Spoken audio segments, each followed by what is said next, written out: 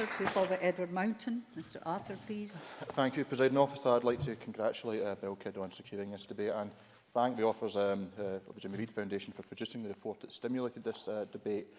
I'll put on the record my opposition to this, but there's been a lot of ground covered this evening, and what I really want to do is to focus my remarks on the question of Trident's supposed independence.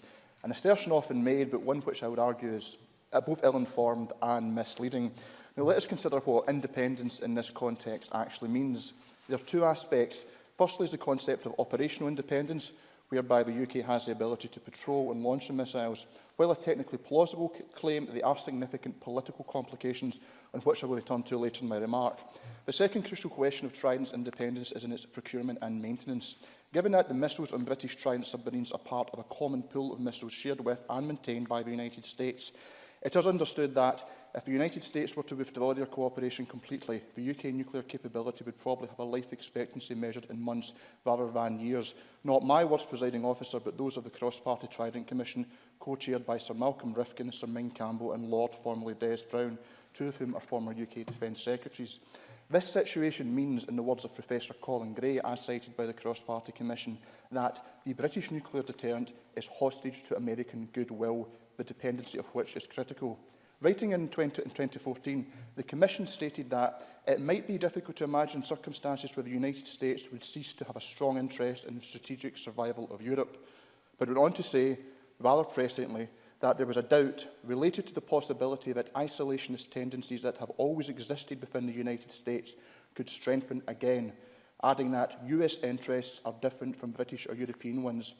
I'm sure that given recent developments in American politics, members will wish to reflect upon these serious points. Turning to the question of operational independence, there are two aspects: the technical operational independence and the political operational independence. While the technical aspects of operational independence are difficult to verify from information available in the public domain, I do believe that it is possible to say something about the question of the political independence, something already compromised by the complete lack of independence in procurement and maintenance. The power to authorise the launch of an armed Trident missile rests with the UK Government. The most likely scenario in which such an authorisation would be given is as part of a US-led NATO strike against a nuclear-armed state aggressor, where UK participation would not only be tokenistic, but strategically unnecessary. The UK does not impact upon the strategic balance, and it can be argued that resources would be better deployed from a NATO perspective on conventional forces such as anti-submarine warfare in the North Atlantic. The UK's membership of NATO also vitiates the argument of deterrence, given that the US is the effective nuclear guarantor of Article 5. The final argument adduced in favour of Trident is one described by the Cross-Party Commission as a future circumstance in which the UK faces a strategic threat where the extended US nuclear deterrent is under question, but in which the United States would not obstruct the UK exercising its independent operation. Presiding Officer, such a situation is all but impossible to conceive, but there is a useful historic example to demonstrate how such a scenario could potentially play out. During the Cuban Missile Crisis, President Kennedy stated that it shall be the policy of this nation to regard any nuclear missile launched from Cuba against any nation in the Western Hemisphere as an attack by the Soviet Union on the United States, requiring a full retaliatory response upon the Soviet Union. In making that statement, Kennedy made clear that the Soviet Union would not be able to limit the theatre of any nuclear exchange to North America and the Caribbean. Any launch from Cuba would not be regarded as an aggressive action solely from Cuba, but from the USSR. Now, were an aggressor nation to be faced with the threat of a unilateral nuclear strike from the UK, in the face of annihilation, they would have nothing to lose in stating that they would regard any such attack as an attack by NATO and the United States.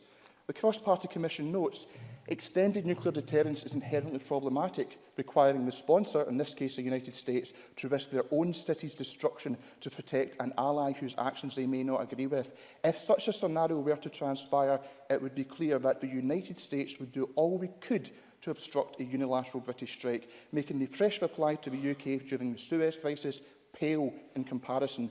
Presiding Officer, unfortunately time limits me, but I hope that in these remarks I have succeeded in convincing some members that it is simply not sustainable to describe the UK's nuclear deterrent as independent. Thank you very much, Mr Arthur.